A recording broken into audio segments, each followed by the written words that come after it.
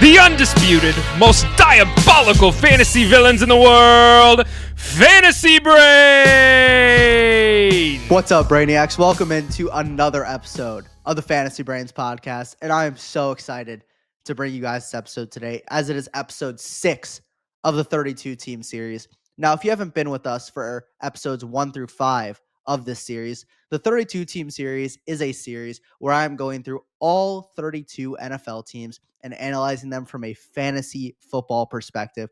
We're going to be looking at all the fantasy relevant players on their offense and going over things such as depth chart changes from last year to this year, the fantasy football forecast in terms of how these players are projected to stat out this year based on my predictions, as well as, that's in comparison to where they are currently being drafted right now. We'll also be looking at stuff like strength of schedule for each position group, as well as their fantasy playoff schedule, who they are going to be playing during those weeks 15, 16, and 17. And then we will cap it off finally with some interesting storylines that could change the course of the season for this team. And I am very excited to bring you this episode today, like I said, because it is my hometown, Chicago Bears. We're repping the shirt today because this is my favorite team to talk about. I can talk about the Bears for hours on end and what I think is going to happen with their team. And I think it is one of the most interesting teams in the NFL with the new draft picks and the new coaching staff. And there is just so many different ways that this season can go for the Chicago Bears. So definitely excited to get into it. Now, before we get started, make sure to follow us on all of our social medias. You can find us on Instagram. You can find us on Twitter. You can find us on TikTok, where we've been posting a ton of daily fantasy content to help you get ready for your fantasy drafts coming up in August. You can go hit the subscribe button on YouTube to find all of our episodes from not only us, but the Leatherbrains team as well. And then you can also head over to Spotify to find the audio version of all of our podcasts. So definitely make sure to check out all of those. And like I said, if you have not watched episodes 1 through 5, where we did the AFC North and the Green Bay Packers, definitely make sure to go check those out. But let's get right into it. Looking at the Chicago Bears, I think, usually we start out at the quarterback position, but I think it is important to just mention that you have Ben Johnson coming in. I'm sorry to anyone out there who doesn't like the Bears, but I am really just going to be hyping up the Bears in this video. Ben Johnson is a home run of a coaching hire for the Bears. The owner, George McCaskey, a guy who's been known to be cheap his entire life and his entire time owning the Bears, is finally putting down the money to pay Ben Johnson, an offensive guru, assistant coach of the year last year. And I'm very excited to see how this offense can improve under him compared to being under Shane Waldron and Matt Eberflus, who are both awful coaches at their respective positions. But looking at the quarterback position, we got Caleb Williams coming in at his second year in the NFL.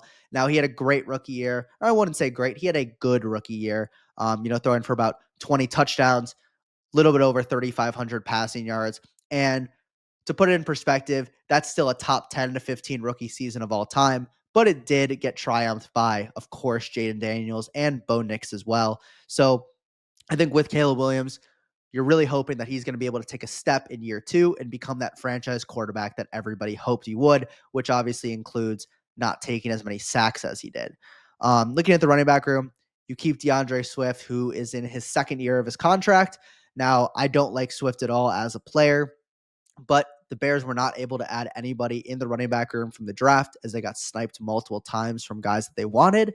And so because of that, Swift is going to be the starter going into the season, barring any type of trade or big time signing. But I like Swift as a receiving option in this offense. And I think when you look at the first and second down carries, yes, Swift is going to get some of those. But then you start to look at backs like Roschon Johnson out of Texas, who's been in the league now for about 2 to 3 years. And then rookie Kyle Monangai, who a lot of people out there might not know. He was a day 3 pick in the NFL, but he's a hard-nosed runner. He was able to produce a ton in college, and the coaching staff has honestly been raving about him so far through OTAs. So I think Monangai is going to be an interesting player to talk about, just to see with this running back room, to be honest, being very wide open. And so I think that's kind of the key when you look at that room.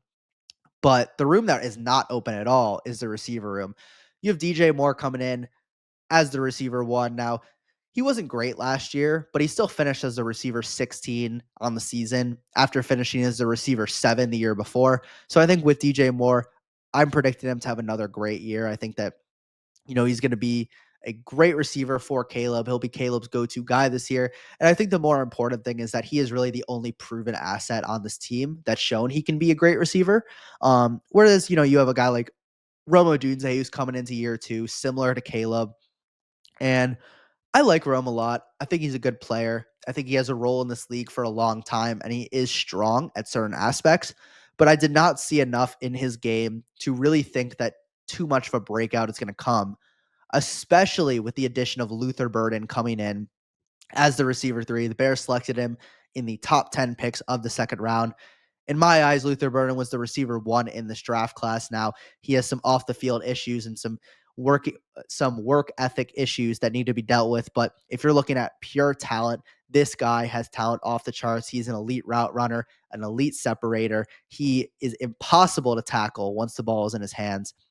And I think that's going to be the strong suit of Luther Burden, is being the guy in this offense with DJ Moore to be able to make plays after the catch and especially open up that deep passing game, which was lackluster from the Bears last year.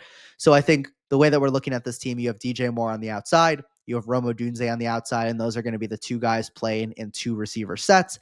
And then you have Luther Burden coming in at the slot. And, if he starts to prove himself even more, then I think he could end up getting some more snaps in those receiver 2 sets. But I think at least for a mean projection of how this season's going to go, I would be surprised if Burden's able to get on the field, considering he's not too great of a blocker. At least he wasn't in college. And then in the tight end room, another crowded room, you have Cole Kmet, who was a guy that a lot of people were high on. He has talent as a pass catcher, very underutilized last year. And then we draft Colston Loveland at 10th overall.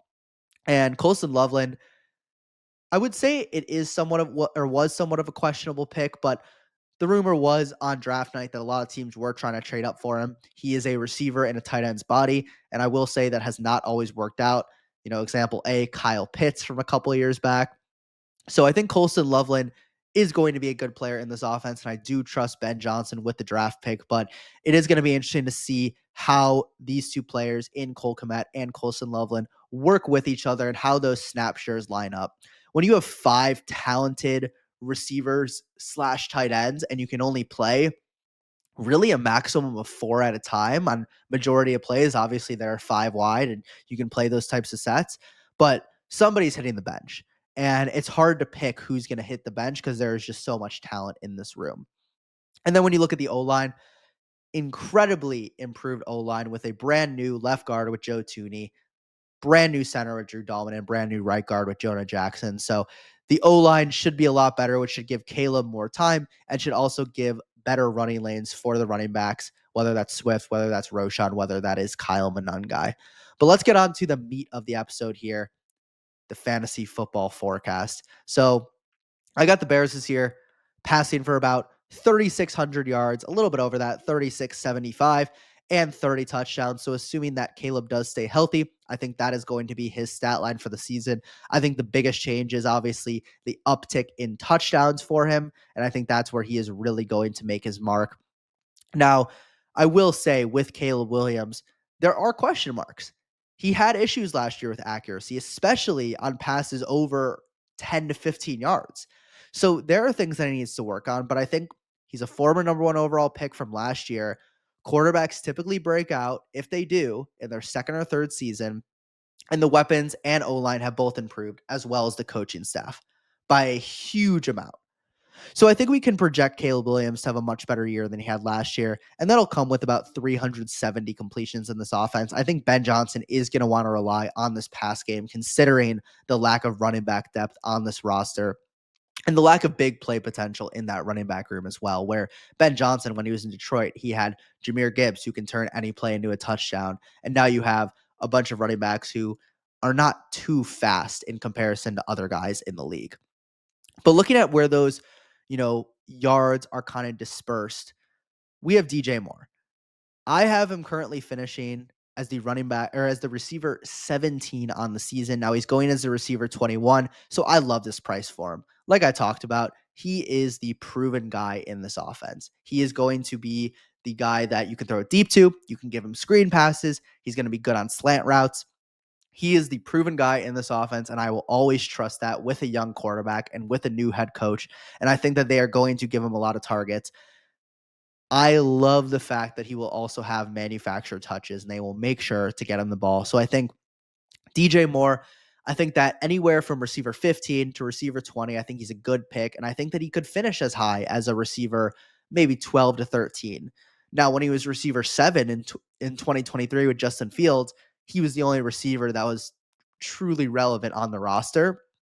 So, besides Darnell Mooney, of course. So, it is a different situation, but I do think if Caleb is able to put it together, or even if he just has a similar year to what he had last year, DJ Moore should have another very solid season and provide a high floor on a weekly basis where you could at least expect him to score 10 points. He'll give you 5 catches for 50 yards every week. And maybe that doesn't seem great, but it is nice to know that you don't have a player that could drop a complete dud on a weekly basis and give you 1 to 2 points at the receiver position, which you'll see in some other receivers, such as like Marvin Harrison, who's going in that range, Devonta Smith, who's going in that range, Jameson Williams, who's going in that range. So I think with DJ Moore, proven asset, talented player, receiver 1 on this offense. And I did realize that I did forget to mention where I have Caleb finishing. I have Caleb finishing as my quarterback 15, and he's getting drafted as a quarterback 11. So I actually have him a little bit lower. But as I talked about in my previous episode, I have all of those quarterbacks from about quarterback 7 to quarterback 19 or 20 so close together in points that I don't think that there's really a direct ranking of how you can have those guys. I think there's a lot of good reasons to put some of these guys higher and put some of them lower. And I think with Caleb, I have him at the quarterback 15, but he's 5 points away in my rankings from the quarterback 10. So you can kind of see how close that is. His upside is there, could be a high volume passing offense, and the weapons are terrific. So I think if you're looking at upside at the quarterback position, along with his rushing upside, because when I look at Caleb, yes, he's going to be great passing, but I also have him going for about 250 to 300 rush yards and 1 to 2 rushing touchdowns. So hopefully that could give him the edge over guys like maybe a Baker Mayfield or a Jared Goff who don't really run as much, who are going in that range. But looking at the other receivers, I got Rome Odunze as my receiver 46. Now he's getting drafted as a receiver 39. There's just too many mouths to feed in this offense, and Rome happens to be my least favorite guy in this offense. Like I mentioned, Luther Burden is my receiver 1 in this draft class, and I like him a lot more than I liked Rome Odunze last year. Rome Odunze was my least favorite guy in last year's draft class where he was being drafted. And so I think with Odunze, I think he'll be a great player in terms of a receiver 2 for his entire career, but I just can't see him being too relevant in fantasy this year unless the passing offense just absolutely explodes.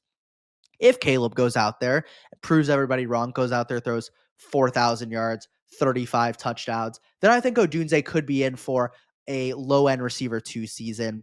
But I think right now I have him projected as a low-end receiver 4, and he's being drafted as a low-end receiver 3 anyway. So I think with Odunze, everyone's kind of getting the point on him that he has talent, but 700 yards his rookie year didn't really show too much. And then you add Colston Loveland and Luther Burden in rounds 1 and 2. It just isn't a good recipe for why he's going to improve this year. So I think if you're looking for a guy to really fade at his current ADP right now, I think Rome's the guy that you pass on for other options in that range, such as Chris Olave, Jerry Jeudy, Calvin Ridley, guys in that range. Luther Burden, I am high on in comparison to where he's being drafted. He's being drafted as a receiver 57 right now, and a lot of people are drafting him that low because he's a receiver 3 on this offense, second-round pick. You're not going to have a lot of shares of him, but I have him as my receiver 41, which doesn't seem too glorious, but I think his upside is through the roof. Now, I think that Burden is going to be the Bears receiver 1 in about 2 to 3 years. This year, I don't think it's likely that he takes over DJ Moore. But I think that Luther Burden is a stud. And if he came out and became the Bears receiver 1 by week 7 or 8, it wouldn't shock me at all. This guy is an elite prospect. I talked about it earlier. Elite route runner, elite separator. He had an early breakout age. I know a lot of people are going to be concerned with what his production was this past year. I can promise you, I watched every single snap of him in the fantasy film breakdown that I did of Luther Burden. You can go check that out on our YouTube channel, and you will see for yourself how many times the quarterback missed him on throws. And not only was he consistently open, but when the ball is in Burden's hands, he is just electric. It is the same thing as getting players like Jahmyr Gibbs the ball. It is the same thing as getting a player like Deebo Samuel back when he was in his prime, the ball. And so I think with Burden, that's what he can bring to this offense. He can bring a skill set that we don't currently have right now. And that is he can play over the middle of the field and Caleb can dump it down. Burden can make plays out of nothing, but he also runs a terrific corner and post route. It'll be very nice to see if Caleb can connect with him on some of those deep balls, which with Roman DJ, the speed is not there as much as it is with Burden. And so I think that's where he can start to open up the offense by sending him deep and letting him make plays. So I think with Luther Burden in comparison to Rome, because these are the two guys, receiver 2 and 3, that are kind of getting drafted, I have Rome going for about 700 yards, 65 catches, and 6 touchdowns, which is a pretty solid year. But then I got Luther Burden going for about 850 yards, 75 catches, and 4 touchdowns. So I have Burden going for less touchdowns, but I think he's going to get the ball more. I think he's going to have more yards and more catches. And I do think that DJ Moore is going to be the one, like I said, going for about 950 yards, 8 touchdowns, and 90 catches. So I think the receivers are going to be good in this offense. And that adds to the fact where I have Caleb throwing for 3,700 pass yards and 30 touchdowns. Those stats have to go somewhere. So I think this is a receiver room that you want to buy into for sure. I think that it is very likely that two out of 3 of these guys are going to be top 30 receivers in fantasy, top 35 receivers maybe. So I think it's a good receiver room to invest in when it comes to opportunity and talent combined. Something I'm not as excited for with this, I would say, receiving room is the tight ends. And it's just because I don't think that the snap shares are going to be great for either of them. I think that while they did draft Colston Loveland at 10th overall, Cole Kmet is still signed on a pretty big extension. He is still the better blocking tight end. So I think that Kmet is going to be looking at what, 40 to 50% of the snaps, and Loveland's looking at that amount too. And so it's just hard for me to be able to predict that Loveland is going to have a great year knowing that he's not going to be on the field as much. Now, if we're talking this, 2026 season and Cole Kmet could be off the roster, completely different story. But as of right now, I think Loveland is currently the most overdrafted player in fantasy. I know at certain points he was going as the tight end 10. Now he's down towards more the tight end 12 or tight end 13. I got him at my tight end 24. I mean, I have him going this year for 500 yards, 5 touchdowns, and 50 catches, which the 50 catches almost seems generous. I don't even want to give him that much because that seems like he's going for almost 4 catches a game. But I do like his talent, and his draft capital shows in the top 10 that the team was committed to drafting him and did see him as an elite talent. And we all saw what Ben Johnson was able to do with Sam Laporta. But I do think that the snap share difference between Kmet and Loveland is going to really deteriorate both of them in fantasy, where Cole Kmet, I have him at tight end 35, and he's getting drafted as tight end 31. So I think we can pretty much kiss any stock of him goodbye if you own him in any league. I think that you can drop him for anyone else. Because he's, aside from the fact that there's a lot of mouths to feed, he's now going to be the backup tight end in terms of receiving upside. And to make matters worse for this tight end room, Caleb really did not target the tight end position last year. It was mostly targeting the slot and mostly targeting DJ Moore on the outside, which is exactly why I'm so high on these receivers, because we all saw what Caleb did last year with washed up Keenan Allen. He was having games where he would target him 13 times a game. And that's why I think if you have Luther Burden coming in, who's a better player than Keenan Allen now at this point, I think the sky's the limit for these receivers as opposed to the tight ends. And that's just watching Caleb and kind of seeing where those balls are going and where he likes to throw it. Looking at the running back room, I'm not as excited about this rushing attack. I think the Bears are going to rush for 1,600 yards and 13 touchdowns. That's going to rank bottom 5 for both those categories in the NFL. So I don't think that they will be great. I got Swift finishing as my RB 33 on the year. Now he's getting drafted as RB 23.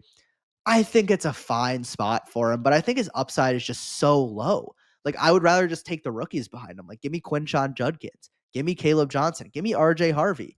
Give me all those guys over him, because I just don't think that Swift is going to get a high snap share in this offense, whereas last year he was playing about 75%. I think they're going to try to mix in guys like Roshan Johnson and Kyle Monangai a little bit more than last year.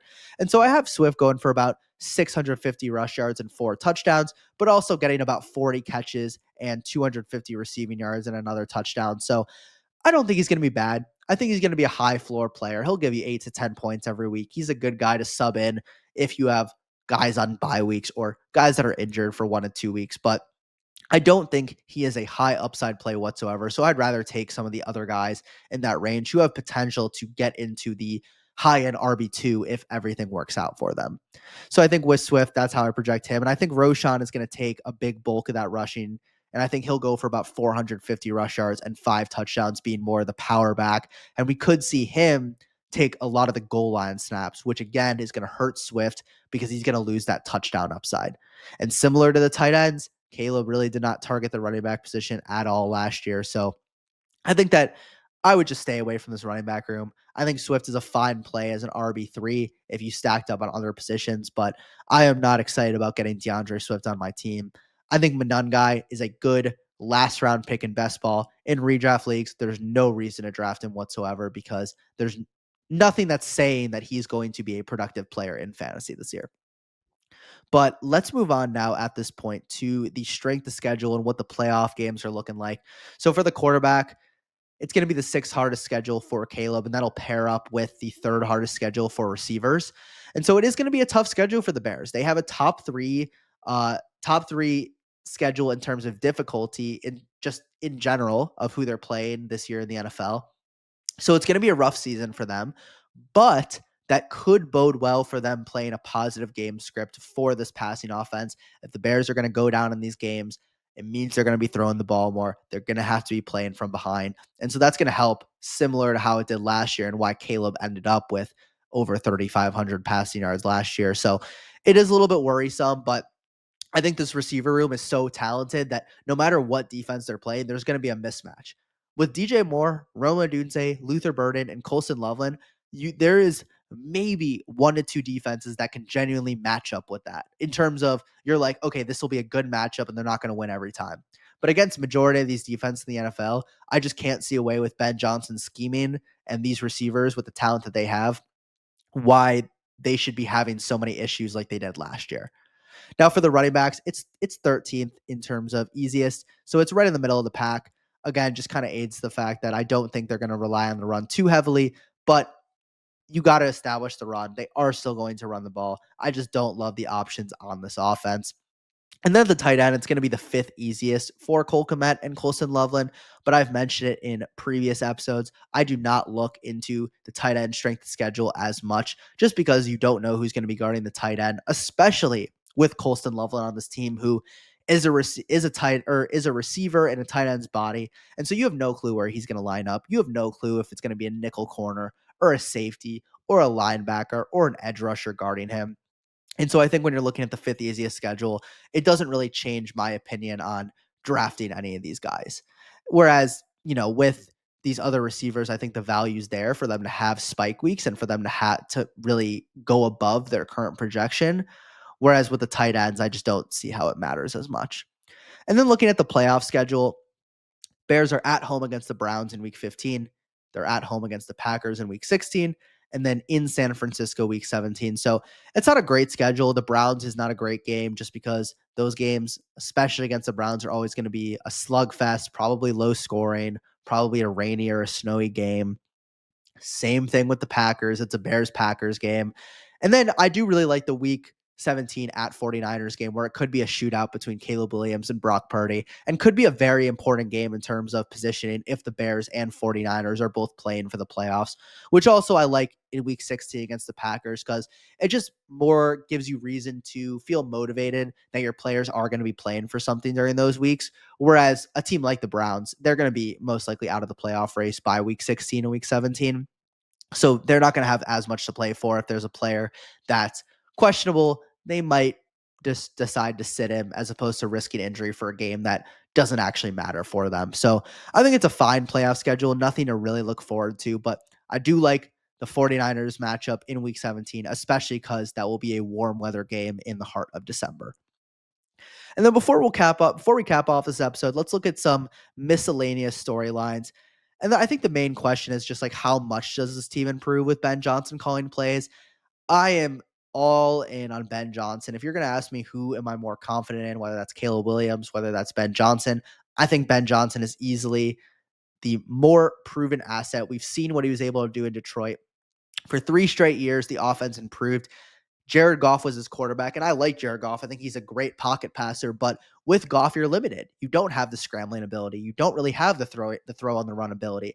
And with Caleb Williams, the talent that he has, I just can't get more excited for what I'm expecting out of this offense this year. And it's year 2 for Caleb and year 1 for Ben Johnson. So there's going to be some growing pains. And I think that's important to realize with this offense that early on in the season, there might be some issues. It might not all click, but definitely make sure to wait until at least weeks 6 through 10 to really judge this team, because weeks 1 through 4, we might not see what this team is really going to look like, just because with a new coach and a second-year quarterback, there's going to be a lot of things changing.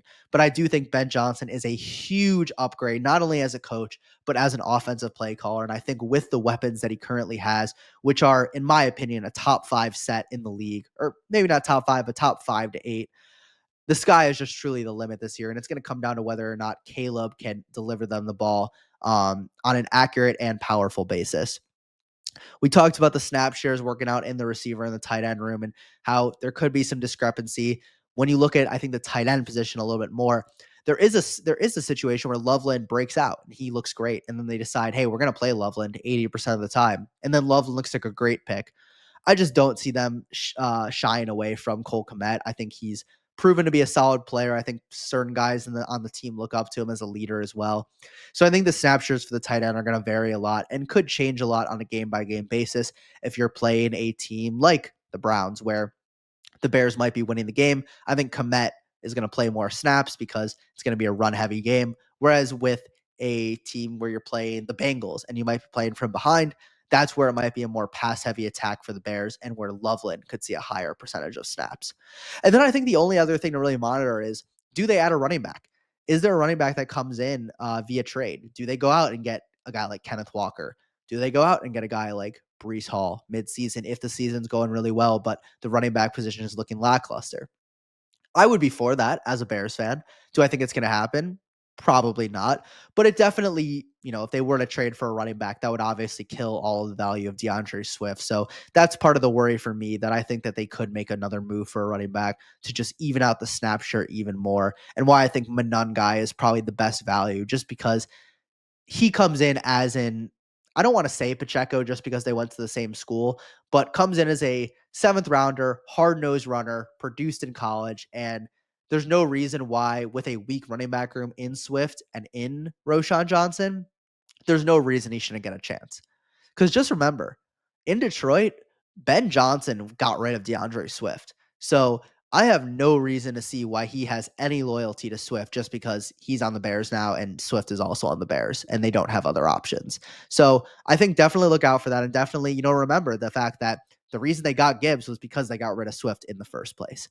But that'll cap off episode 6 of the 32 team series with the Chicago Bears.